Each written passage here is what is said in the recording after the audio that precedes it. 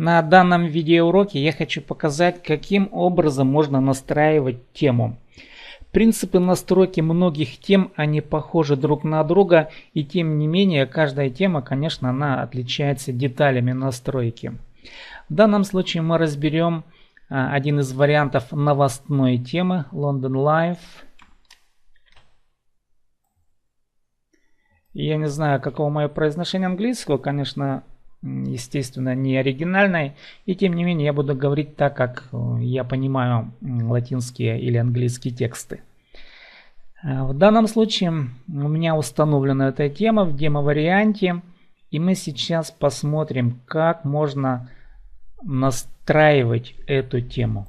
Итак, начнем настройку темы с панели управления слева направо. Основная настройка лица, лицевой части сайта. Тема вот здесь. Генерал. Что здесь мы будем теперь приводить в порядок? Во-первых, это шапка сайта. Вот, к примеру, вы видите шапку сайта. Вот эту часть мы сейчас будем приводить в порядок именно там. Видите, что здесь можно поставить фирменный какой-то знак сайта в виде рисунка.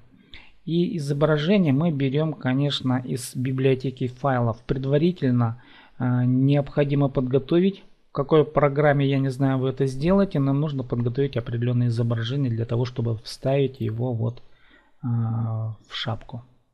Предположим, мы сейчас идем в библиотеку файлов. И здесь в данном случае возьмем для примера, я говорю. Нам теперь нужно взять вот адрес этого рисунка или этого изображения. Ссылку на файл копируем, Ctrl-C. Возвращаемся в настройки, и вот этот URL мы вставляем вот в это место. И тогда появляется этот рисунок, вот такой. Вот. Далее. Вместо рисунка, вместо изображения здесь можно вставить текст. Мы, конечно, должны будем сохранять все время все наши изменения с помощью этой кнопки Save, допустим. Сохраняем. Перезагрузим наш сайт. И мы видим, что тут у нас написано теперь демо-сайт. Это изображение, это написание, точнее говоря, уже в данном случае написание, мы, конечно, производим вот здесь, в параметрах. Вот, демо-сайт. Мы можем написать там что угодно, и это написание, оно будет высвечиваться в данном случае вот в этом месте. Далее, возвращаемся опять к нашим настройкам. Теперь мы посмотрим, пользоваться ли нам футером, то есть нижней частью сайта. Нижняя часть сайта выглядит вот таким образом. Там у нас подключена эта система, но футер, настройки футера, они включаются. То есть включается что? Сюда можно будет вставлять виджеты. Это один виджет, это второй виджет, это третий рекламный виджет, четвертый, допустим, да, пятый и шестой варианты. Работу этого виджета мы включаем как раз вот здесь. Если мы этот виджет отключим,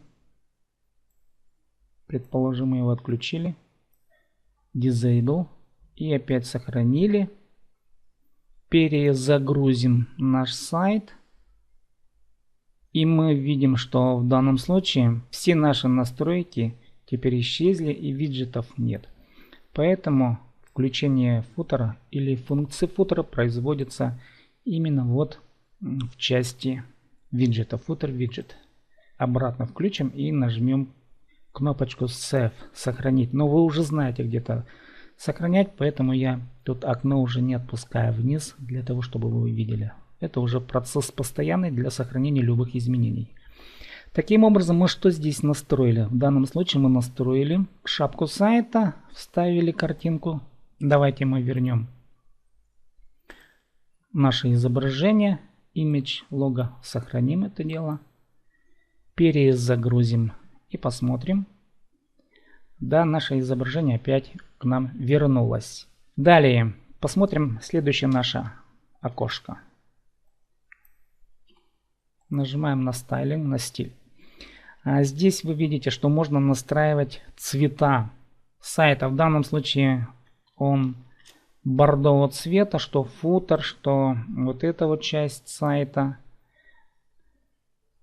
Видите, что бэкграунд, задняя часть сайта, она белая. Вот футер, он также бордового цвета, ну, красного цвета. Бэкграунд сайта это вот эта вот часть. Эти настройки изменений производятся вот в этом окне. В данном случае видите, что здесь мы выбрали Red. А давайте попробуем взять вариант Green, то есть зеленый.